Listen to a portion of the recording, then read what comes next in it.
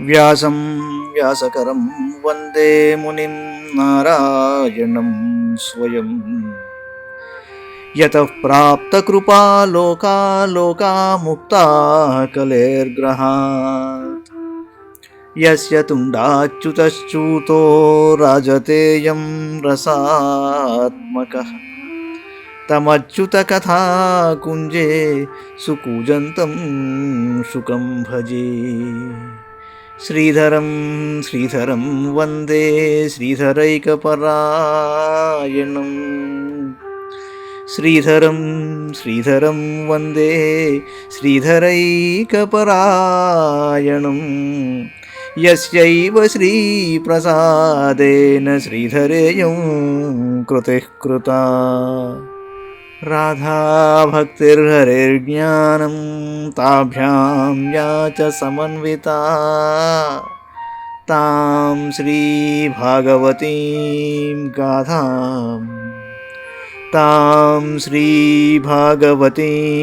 గాథాం వందే యుగళరూపిణీ.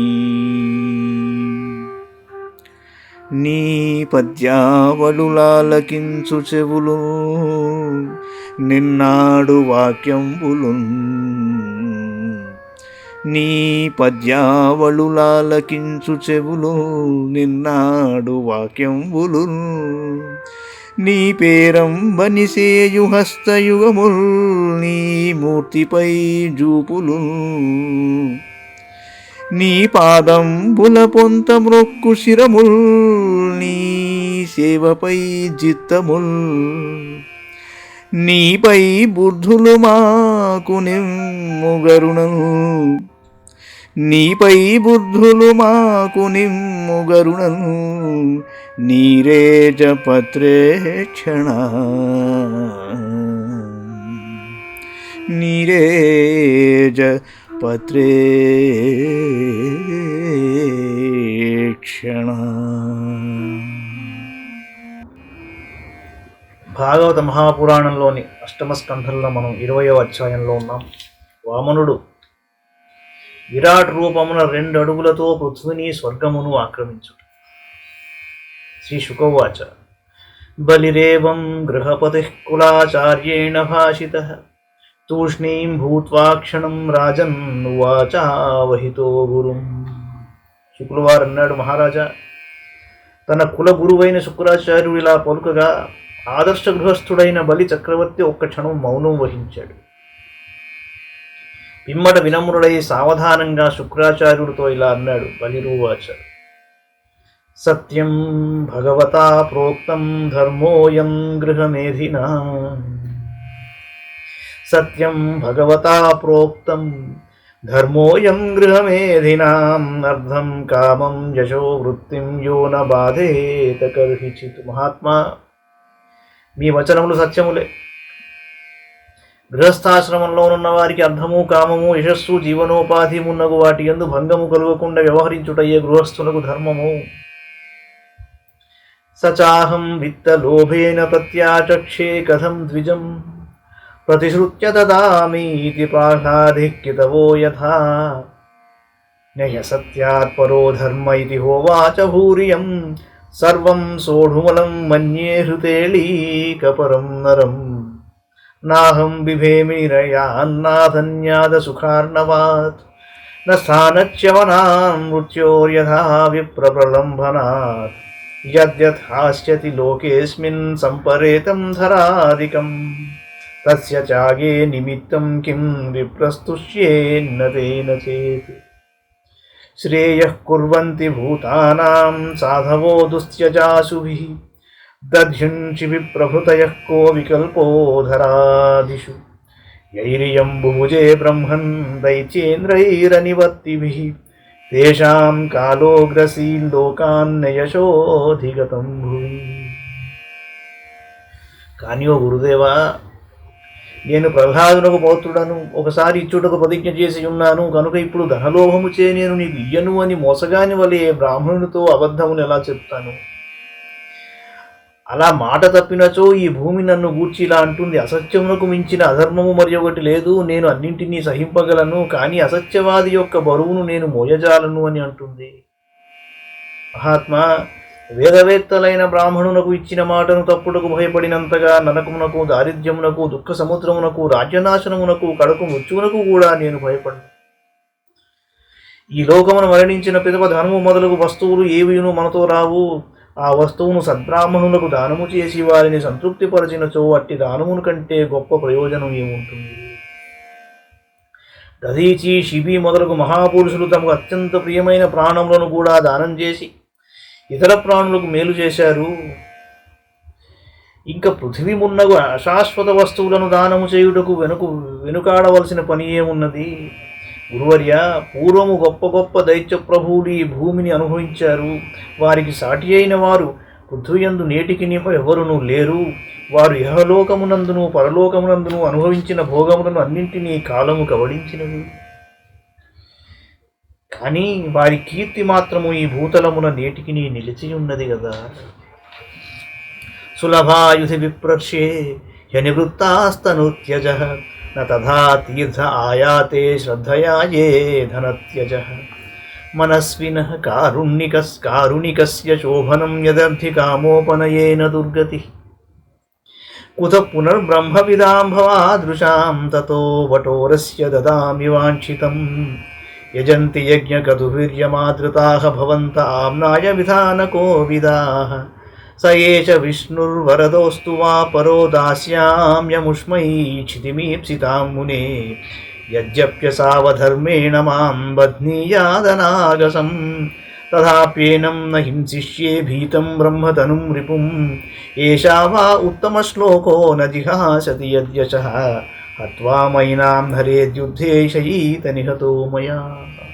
మహాత్మా, యుద్ధంలో వెన్ను చూపక తమ ప్రాణములను ధరించువారు లోకంలో పెక్కుమంది గలరు గాని పాత్రులైన వారికి శ్రద్ధతో ధనమును దానము చేయువారు, అందులోనూ ఇంతటి దివ్యమైన అలౌకికమగు సత్పాత్రుడైన వటువునకు దానము చేయు భాగ్యము లభించెడు వారు చాలా అరుదుగా ఉంటారు. ఒక సామాన్యుడైన యాచకుని కోరికను తీర్చినందులకు ఉదారుడు దయాళువైన దాతకు దుర్గతి లభించినను అతనికి అది శ్రేయస్కరమే, శోభనిచ్చునదేయగును. పైగా ఈ వటువు కూడా మీ వంటి బ్రహ్మవేత్తగా తేజరిల్లుచున్నాడు. కనుక ఇట్టి బ్రహ్మచారి కోరికను నేను తప్పక నెరవేరుస్తాను. అందువలన నాకు ఎంతటి కీడు వాటిల్లినను అది నాకు గొప్ప శోభాదాయకము, శ్రేయస్కరమే అవుతుంది. మహర్షి, వేద విధులను ఎరిగిన మీరు యజ్ఞముల ద్వారా, క్రతువుల ద్వారా సాధారణంగా శ్రీ మహావిష్ణువునే ఆరాధిస్తారు కదా. ఈ వచ్చినవాడు స్వయంగా మహావిష్ణువే కావచ్చును, లేక వేరొకడు కావచ్చును. అతడు ఎవరైనను సరే, ఇతడు కోరినంత భూమిని నేను తప్పక ఇచ్చి తీరుతాను. ఇతడు నిరపరాధినైన నన్ను అధర్మంగా బంధించినను నేను ఇతనికి ఎట్టి ప్రతీకారమును తలపెట్టను. ఎందుకనగా ఇతడు నాకు శత్రువైనప్పటికీ భయముతో బ్రాహ్మణ శరీరము దాల్చి ఉన్నాడు. ఇతడు సాక్షాత్తు శ్రీ మహావిష్ణువే అయినచో అతడు తన కీర్తిని పోగొట్టుకొనును, లేదా యుద్ధములో నన్ను వధించేనను, నా భూమిని లావుకొనవచ్చును. ఒకవేళ విష్ణువు కానిచో సమరమున నాచే నిహతుడవుతాడు. శ్రీ శుకోవాచ. ఏవమశ్రద్ధితం శిష్యమనాదేశకరం గురు శశాపదైవ ప్రహిత సత్యసంధం మనస్వినం దృఢం పండితమాన్యస్తబ్ధోస్యస్మదుపేక్షయా మచ్ఛాసనాతిగో యశ్వమశిరాద్భ్రశ్యసే శ్రియః ఏవం శప్తః స్వగురుణా సత్యాన్న చలితో మహాన్ వామనాయ దదావేనామర్చిత్వోదకపూర్వకం. శుక్లవారన్నాడు, బలిచక్రవర్తి స్వాభిమానంతో తన మాటను నిలబెట్టుకున్నట్టుకై తన గురువైన శుక్రాచార్యుని ఆదేశమును ఉల్లంఘించాడు. అప్పుడు శుక్రాచార్యుడు దైవప్రేరితుడై ఇలా శపించాడు: సత్యసంధుడు ఉదారుడు అయిన బలిచక్రవర్తి వాస్తవముగా శాపమునకు అర్హుడు కాడు. అప్పుడు శుక్రాచార్యుడు అన్నాడు: మూర్ఖుడా, నీవు అజ్ఞానివి. నేనే పండితుడను భావిస్తున్నావు. కావున నా ఆజ్ఞను ఉల్లంఘించావు కాబట్టి నీవు శీఘ్రముగా నీ రాజ్య సంపదలను కోల్పోతావు. మహాత్ముడైన బలిచక్రవర్తి తన గురువైన శుక్రాచార్యునిచే ఇలా శపింపబడినను సత్యము నుండి చలింపలేదు. వింధ్యావళిస్తదాగత్య పత్ని జాలకమాలిని. అతడు వామన భగవానుని విద్యుక్తముగా పూజించాడు. పిమ్మట ఉదకపూర్వకముగా 3 అడుగుల భూమిని దానం ఇచ్చేశాడు. వింధ్యావళిస్తదాగత్య పత్ని జాలకమాలిని అనిన్యే కలశం హైమవరే జన్యపామృతం. యజమానస్వయం తస్య శ్రీమత్పాదయుగం ముదా అవనిజ్యావహన్మూర్ని తదపో విశ్వపావనీ తదా సురేంద్రం దివి దేవతా గణా గంధర్వ విద్యాధర సిద్ధచారణా తత్కర్మ సర్వేపి గృణంతార్జవం ప్రసూన వర్షైర్వవృషుర్ముదాన్వితాః నేదుర్ముహుర్దుందుభయసహస్రశో గంధర్వ కిం పూరుష కిన్నరాः జగుః మనస్వినానేన కృతం సుదుష్కరం విద్వానరాజ్యద్విపవే జగత్రయం తద్వామదం రూపమవర్ధతాద్భుతం హరేరనంతస్య గుణత్రయాత్మకం భూహుఖం దిశో ద్యౌ వివరాహ పయోధయః తిర్యంగ్నుదేవా ఋషయో యదా సతా. అప్పుడు బలిచక్రవర్తి యొక్క భార్య అయిన వింధ్యావళి ఒక బంగారు కలశముతో వచ్చింది. ఆమె ముత్యాలహారములచే అలంకృతయ్యి ఉండెను. ఆమె పాద ప్రక్షాళనకు యోగ్యమైన సుగంధపూరిత జలములను కలశముతో తీసుకుని వచ్చింది. బలిచక్రవర్తి స్వయంగా మిగుల సంతోషముతో భగవానుని పాదయుగమును కడిగాడు. లోకపావనమైన ఆ పాదతీర్థము తన శిరస్సుపై చల్లుకున్నాడు. ఆ సమయమున ఆకాశమునందున్న దేవతలు, గంధర్వులు, విద్యాధరులు, సిద్ధులు, చారణులు మొదలగు వారు బలిచక్రవర్తి యొక్క దివ్య కార్యమును, సరళత్వమును, సత్యనిష్టను ప్రశంసించారు. వారు అతనిపై సంతోషంతో పుష్పవర్షమును కురిపించారు. అప్పుడు వేల కొలది దుందువులు ఒక్కసారిగా మ్రోగాయి. గంధర్వులు, కిన్నరులు, కింపురుషులు బలి నీవు ధన్యుడవు అంటూ ఇలా కీర్తించారండి. ఉదారశీలుడైన బలి ఇతరులకు దుష్కరమైన కార్యమును కూడా ఆచరించాడు. యాచించిన వాడు శత్రువు అని తెలిసి ముల్లోకములను దానం చేసేశాడు. అదే సమయంలో అత్యంత అద్భుతమైన సంఘటన ఒకటి జరిగిందండి. అనంతుడైన భగవానుని యొక్క త్రిగుణాత్మకమైన వామన రూపము పెరుగసాగెను. ఆ విరాట్ రూపములో పృథ్వీ, ఆకాశము, దిక్కులు, స్వర్గము, పాతాళము, సముద్రములు, పశుపక్ష్యాదులు, మానవులు, దేవతలు, ఋషులు మున్నగు వారందరూ అంతర్భాగమైపోయారు. ఇంతింతై వటుడింత ఎయి, ఇంతింతై వటుడింతయై మరియు దానింతై నభో వీధిపైనంతై దోయద మండలాగ్రమున కల్లంతై ప్రభారాశిపైనంతై చంద్రునికంతయై ధ్రువునిపైనంతై మహర్వాటిపైనంతై సత్యపదోన్నతుండగుచు బ్రహ్మాండాంత సంవర్ధియై.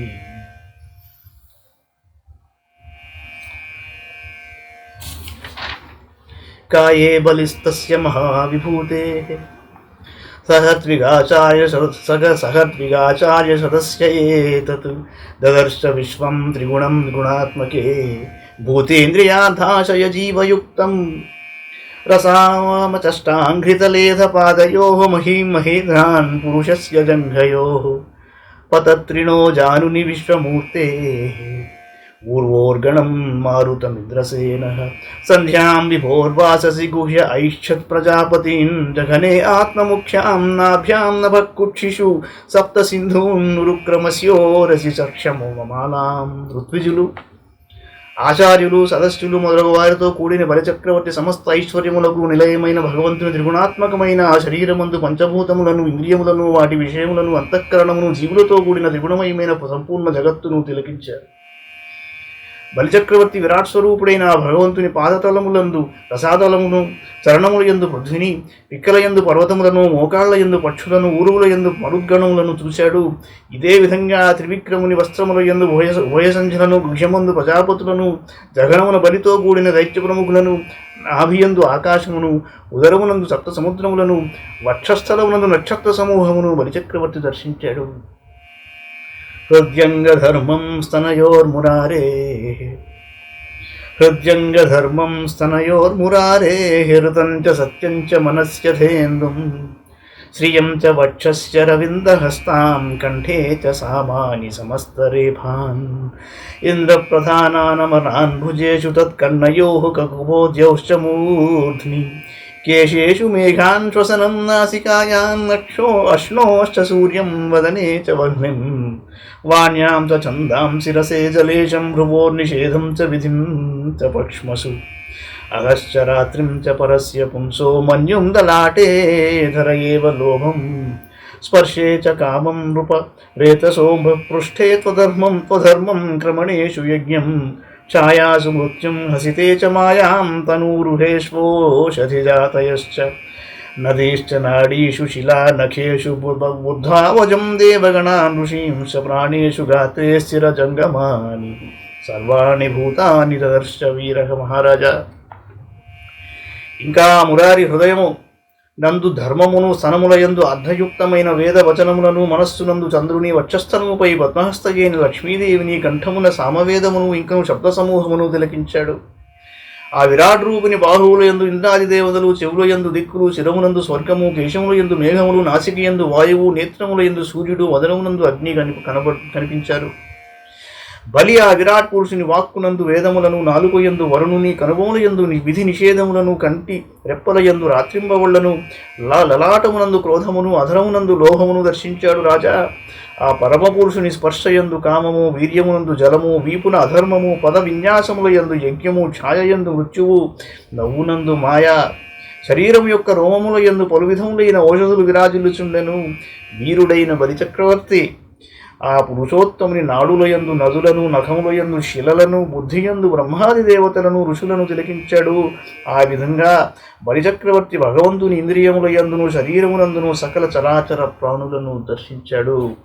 సర్వాత్మనీదం భువనం నిరీక్ష్య సర్వే సురాహ కష్మలమాపురంగ సుదర్శనం చక్రమసఖ్య తేజో ధనుశ్చ శార్గం స్తనయిత్నుఘోషం పర్జన్య ఘోషో జలజ పాంచజన్య కౌమోదకీ విష్ణుగదాతరస్వినీ విద్యాధరో శిష్యత చంద్రయుక్త తూణోత్తమావక్షయ సాయకౌ చ సునంద ముఖ్యా ఉపతస్థు రీశం పార్షద ముఖ్యా సహ లోకపాలాః స్ఫురత్ కిరీటాంగదమీన కుండల శ్రీవత్స రత్నోత్తమ మేఖలాంబరైః మధువ్రతస్రగ్వనమాలయావృతో రాజరాజన్ భగవానురుక్రమః శిరిం పదైకేన బలేర్విచక్రమేణ శరీరేణ దిశశ్చ బాహుభిః పదం ద్వితీయం క్రమతస్త్రివిష్టపం న వై తృతీయాయ తదీయమన్వపిరుక్రమస్యాంఘ్రిరుపర్యుపర్యథో